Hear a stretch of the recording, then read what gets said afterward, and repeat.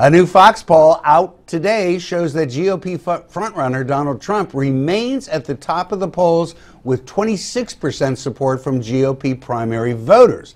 But in addition to charging Carly Fiorina, who's coming up in the polls, Trump now has some new competition with Florida Senator Marco Rubio, who has moved up 4 spots and into 3rd place.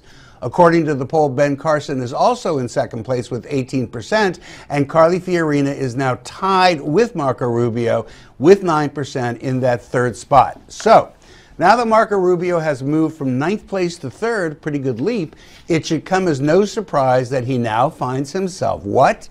In a war with Donald Trump. Let's start at the beginning, shall we? The first punch, so to speak, was thrown by Donald Trump after Rubio's polling numbers started to rise after last week's CNN debate. In his typical style, Trump took to the Twitter to criticize Senator Rubio's voting record, which according to Trump is apparently, wait for it, the worst record in Senate history. Then, while speaking in South Carolina, Trump told the crowd that Rubio is overly ambitious, too young, and has no money. But Rubio got his chance to fire back while appearing on Fox News show's Special Report with Bret Baier. Here's what he had to say. So is Donald Trump qualified to be president of the United States? Well, as I said, I think that the most important thing a president will ever do is provide for the national security of our country. And I think up to now he hasn't really answered serious questions about national security. And until he does, there should be concerns, not just about him, but about any candidate that's not able to speak in detail, with clarity, and with seriousness about the national security threats that we face. Now, of course, Mr. Trump couldn't allow it to end there, so here he is this morning on CNN's New Day. What would you do about Marco Rubio? He's got the worst voting record in the United States Senate. He's never there, meaning he doesn't work or he's too lazy to go back and vote. Look, Marco Rubio sits behind a desk sometimes and he reads stuff. He's in, committees, so that's all he does. I create jobs all day long. If Marco Rubio's good, how come we're doing so badly? He's a sitting U.S. senator. He's on the Foreign Relations Committee. Committee. About it. I'm not in government. He is in government. But Marco Rubio, he's like a kid. He shouldn't even be running in this race as far as I'm concerned. He's a kid. Heather, it's even hard for me to ask the question. It's so insane. Is this now the new tactic for campaigning for president in America, or is this man just taken this so far?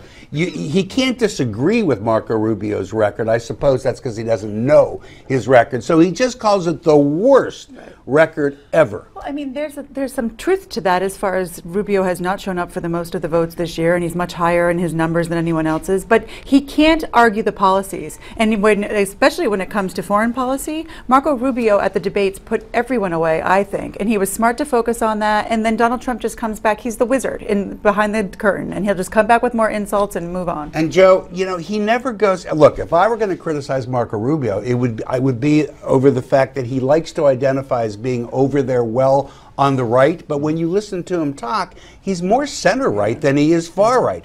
That would be a criticism I might level at him, but not Trump. He's got to go for the personal. What do you think? I think you asked the question before. Is this the new tactic that all presidential candidates will have in terms of going after people? And the answer is no, because there's only one person that can pull this off. He's the only one. Donald Trump. When others try it, it's going to come across as they're trying to be like Trump, right? As for your point about Rubio being center right, it's because of age. Marco Rubio is my age. Right. He's literally only a couple of months younger than I am.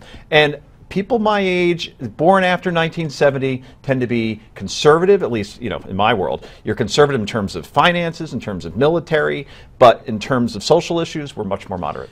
Brad, look, let me ask it this way. It's no secret that I am not the biggest Trump supporter in the country. So let's leave me out of it and ask it this way. At some point, do Trump supporters look at this and go, okay, this was interesting at the beginning. He seemed to be telling the truth, telling it like it is, whatever. But now all he does is level personal insults. How can people keep going for that? You heard what he said in that last clip. I'm not a politician. Rubio's a politician. The only way that Trump goes down on this issue is if Fiorina or Carson rise. He is playing to a populist piece of the party that is exhausted by politicians. They feel betrayed. I'm not defending that emotion. They feel betrayed. And to Joe's point, the reason Rubio is rising is exactly what you said, because he actually is a principled conservative, but not dogmatic in the way of an earlier generation. And that is why he is rising among all the professional politicians. Heather, has he peaked? I mean, we're now seeing the numbers go down. Yes. Are we going to see it go back up? Yes, I know our audience will say no, and I think there are some people that will stand behind him even past the primary, but I think that he has.